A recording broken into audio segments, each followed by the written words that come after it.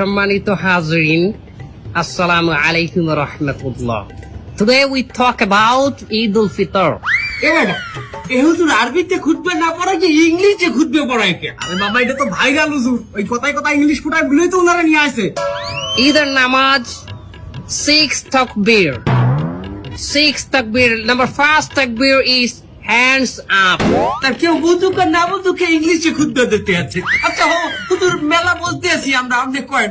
সম্মানিত ভিউয়ার্স, আপনারা যারা আমার এই বয়ানটি আমার এই লাইভের মাধ্যমে দেখতেছেন, তারা অবশ্যই আমার চ্যানেলটি সাবস্ক্রাইব করবেন, লাইক কমেন্ট করবেন, এবং আমার একটা টিকটক হালাল আইডি আছে, হালাল টিকটক আইডি, ওটাতে আপনার স্টার দিবেন।